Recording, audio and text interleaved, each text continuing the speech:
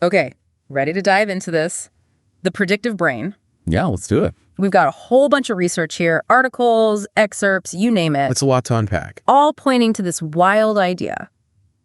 Our brains, they aren't just taking in the world, right? They're like predicting what happens next. It really makes you question what reality even is. Mm-hmm. You know, we think we see things as they are. Right, just like experiencing it. But it's way more complicated than that. Yeah. Our brains are working overtime, constantly trying to figure out what's coming next. It's like it's always one step ahead. Exactly. So it's using what we already know, our experiences, to make sense of everything. It's like our brain is playing this never-ending guessing game, using our past and even our biology to try and crack the code of the present and the future. So why does it even work this way? Why all the guesswork? Well, it all boils down to this thing called prediction error minimization. Okay, minimizing errors, I'm listening. Basically, our brains, they hate surprises. Imagine your brain makes a guess and it nails it. Everything's smooth sailing. Makes sense? But when it's wrong, that's when things get interesting. The brain goes, wait a minute, what just happened? Exactly. It's like, hold on, something's not adding up here. And then it scrambles to figure out why it got it wrong. So it's constantly making these tiny adjustments, like fine-tuning its view of the world based on those little mistakes. Exactly. It's this constant feedback loop, learning and adapting as it goes. And this is where active inference steps in. Active inference, that's a new one. So your brain has two main ways to handle these prediction errors. Two ways to deal with being wrong. Okay. It can either update what it knows, like actually learning something new, Makes sense. or it can try to change the situation to fit the prediction. So it's either like, I need to learn from this, or I'm going to make this work my way. You got it. Okay, I think I get the theory, but can we make it real? Like, what's an example of this? Sure. Imagine you're running super late for a meeting, need a taxi. Right. Happens all the time. You see a car, the right color, the shape, everything screams taxi. Your brain, based on what it's seen before, sure, that's what it is. It's making a prediction. Exactly. Okay. But then, as it gets closer, you realize it's just some random car that looks like a taxi. Prediction error, big time. Right. Now your brain's got a choice. Does it update what it knows about taxis, maybe be a little more careful next time? Learn from its mistake. Or does it take action? Like, flag down the car anyway, just in case it is a taxi driver who got a bit creative with the paint job. So our brains are always trying to create order, even if it bends the rules a bit.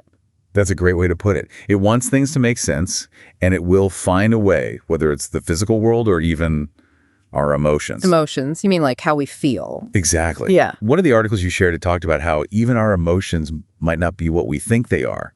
Like, this really blew my mind. Yeah, that one really made me rethink everything I thought I knew about feelings. It's a total game changer. It's called the theory of constructed emotion. Constructed emotion. Okay, break that down for me. So we usually think of emotions as these hardwired responses, right? Like we're programmed to feel a certain way. Like it's just automatic. But this theory, it challenges that. It says our emotions are actually built by our brains based on how we interpret what our body's telling us. So if I get butterflies in my stomach, it's not because I'm wired to feel nervous in that situation. Not necessarily, no. It's more like my brain's playing detective with my own body. Exactly. Let's say you're about to give a big presentation. Your heart's racing, maybe you're a little sweaty, your stomach's doing flips. The classic signs. Your brain picks up on those physical sensations and tries to make sense of them using your past experiences. It's like, hold on. Last time I felt like this, it was before that other presentation. And I remember feeling nervous. So it connects the dots and goes, you must be nervous again. Precisely. And that's how the feeling of nervousness gets constructed in that moment. That explains why people react so differently to the same things. Exactly. We all have different experiences to draw on, so our interpretations, they're going to be different. We're all coming at it with our own unique perspectives. Right. And this all ties into a bigger idea, the free energy principle. This principle says our brains, they're hardwired to minimize surprise, to avoid uncertainty. So it's all about keeping things predictable, keeping things running smoothly. Exactly. It's about efficiency. Your brain wants to conserve energy by correctly predicting what's next. And when those predictions are off, it has to use more energy to adjust. So our brains are like these little order-obsessed machines. Obsessed with order and efficiency. Always working behind the scenes to create this like seamless experience of the world. Even if that experience is ultimately something our brain made up. A kind of custom-made reality. Exactly. Wow, that's a lot to take in. It really is Amazing when you think about it, all this effort just to make sense of the world around us. So we're talking about our brains always wanting things to be predictable. But what happens when something totally unexpected happens, like something that just throws our brain for a loop? That's when things get really interesting. Our brains have to kick into overdrive trying to make sense of this new information. Like it's scrambling to catch up. Exactly. And that's how we learn and grow. It forces our brains to expand, to consider new possibilities. So those moments where we're caught off guard, they're actually really important. They're essential. It's like shaking up a snow globe. You just got to see where everything lands. Precisely. And it makes me think of that research you shared about ambient belonging, how our surroundings can actually affect how comfortable we feel, how well our brains function. Oh, right. Like how our brains are constantly picking up on these subtle cues to figure out if we belong. Exactly. It's incredible how sensitive we are to those environmental signals. It's like our brains are asking, do I belong here? Is it safe? Think about walking into a cozy cafe, the smell of coffee, soft lighting, people chatting. Yeah, it's instantly calming. Your brain takes all that in and goes, okay, I can relax here. This feels right. Versus like a super bright, loud, chaotic place. Yeah, that's your brain going, uh-oh, something's not right here. Alert! Alert! Our brains are always scanning the environment, trying to predict if it's safe or dangerous or somewhere in between. So if we're always on high alert, our brains get tired. Exactly, like constantly running on a treadmill. Which reminds me of the other research about nature, how it's like a vacation for our brains. Oh, absolutely. Natural environments, they're generally more predictable than, say, a busy city street. Right. Nature has its own rhythm, its own flow. Think about the sound of wind in the trees or a flowing stream. Our brains can easily predict those patterns, which allows them to relax, to go into this low processing mode. It's like hitting the reset button. Exactly. And all that input, all that novelty in urban environments, it can be exhausting for our brains. No wonder being in nature is so good for us. Due to stress, improves our mood, even helps us think more clearly. It's amazing how much our surroundings can impact us. It really is. And it makes you think, what if we design spaces with that in mind? Like spaces that work with our brains, not against them. Yeah. Classrooms that help us learn better, workplaces that reduce stress, homes that feel like a true sanctuary. It's about being proactive, designing spaces that support our well-being. And that actually brings us to another fascinating aspect of the predictive brain, how it works in social situations. Social situations. So it's not just about the physical world. It's about how we understand other people, too. It's the same principle, just applied to people. Just like our brains make predictions about falling objects or taxis, they make predictions about people's behavior, their intentions, their emotions. So like when I meet someone new, my brain's trying to size them up, figure out what they're all about. Exactly. Looking for patterns, drawing on your past experiences, cultural norms, even subtle cues like body language. It's like our brain is saying, okay, based on everything I know, here's what I think this person is going to be like. And of course, just like with everything else, those social predictions can be wrong. And those mistakes, they probably sting a little more. They can, because social connection is so important to us. Our brains are wired to be really sensitive to anything that threatens our social standing. Like being left out of a group or misinterpreting someone's tone. Those social stumbles, they hit us hard because our brains, they're wired for survival. And in the social world, being able to understand people is crucial. It's the difference between thriving and feeling isolated. So if we understand how our brains work in social situations, can we improve our interactions? Absolutely. It helps us realize that everyone sees the world a little differently based on their own experiences and biases. We're all coming at it from our own unique perspectives. And when we recognize that, we can be more understanding, more compassionate, better communicators overall. It's like learning to speak the language of the brain. Exactly. It's about bridging those gaps in understanding, recognizing that our perceptions are just that, perceptions. Not necessarily the absolute truth. Exactly. And that brings us to a really interesting question. If our brains are constantly making these predictions, are we ever really seeing the world as it truly is? Or are we stuck in our own heads?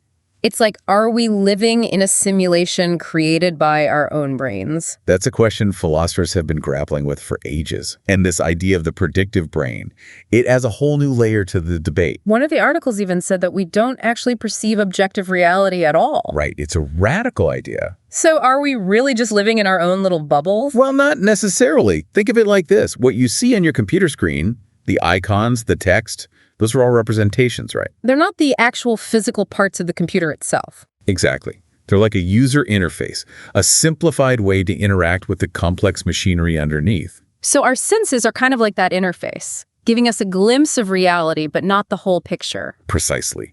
Our brains, they've evolved to give us the information we need to survive, not to give us a perfectly accurate picture of the universe. Wow, that's a lot to process.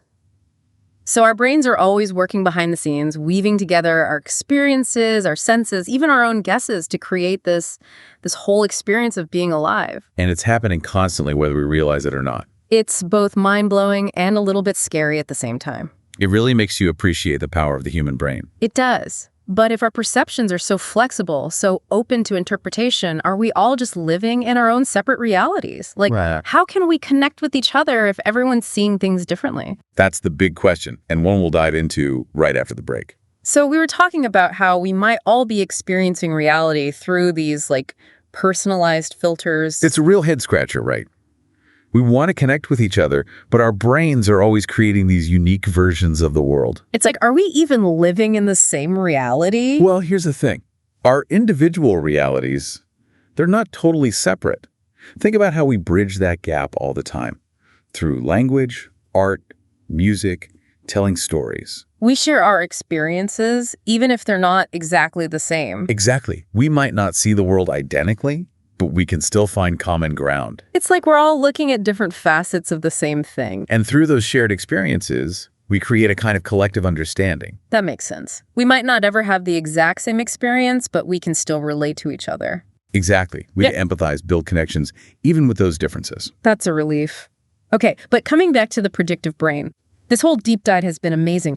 But how do we use this knowledge? Can we actually do something with it? Absolutely. Understanding how our brains predict, it gives us this whole new level of self-awareness.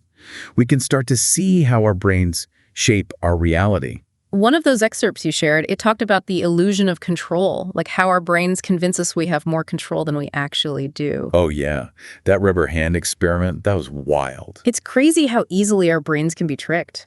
But here's the thing. Our brains aren't trying to fool us. They just want to create a version of reality that makes sense.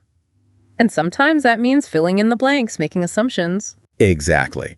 The rubber hand illusion, it just shows how much our brains rely on our senses to create that experience.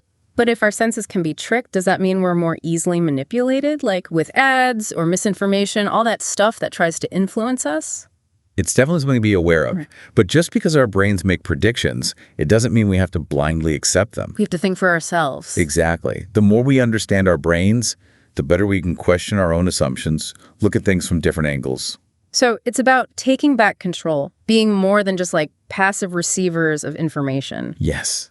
We can be active participants in shaping our own realities. And that awareness, that's what helps us grow. Exactly. It helps us break free from limiting beliefs, face our fears, get out of our comfort zones. It's like we're giving our brains an upgrade. I love that. Becoming more conscious users of our own minds. And when we do that, we unlock so much potential. Creativity, resilience, well-being, the possibilities are endless. It makes me think of that research on interoception, our awareness of our own internal states. Can we use that to get better at managing our emotions? That's a great question. And it's something researchers are really diving into right now. Practices like mindfulness, where you pay attention to your breath, your body, your thoughts. Really tuning in to what's going on inside. Exactly. That can be so powerful for emotional regulation, stress reduction, overall well-being. It's like quieting the noise and just being present in the moment. And when we're more present, we're less likely to get carried away by our thoughts and emotions. We can make better choices, respond to challenges in a healthier way. This has been incredible. We've covered so much ground, from the nitty-gritty of the brain to the very nature of reality. It's been a pleasure exploring all of this with you. Before we wrap up, I want to leave our listeners with something to think about. If our brains are always predicting the future, even if they're not always right, what does that mean for free will? Do we actually have control over our choices, or are those choices already being shaped by our brains? Now, that is a question that's been puzzling philosophers for centuries. And as we've seen today, this idea of the predictive brain, it just adds another layer of complexity. It really makes you think. It does. There are no easy answers, but one thing's for sure. The human mind is a mystery. And the more we learn about it, the more we realize just how much we don't know. So for our listeners, keep exploring these ideas. Check out the sources we talked about, keep asking questions, and never stop being curious about your own mind. Because the more we understand our brains, the more we understand ourselves. And on that note, it's time for us to sign off. Thanks for joining us on this incredible journey into the predictive brain. Until next time, keep those minds curious.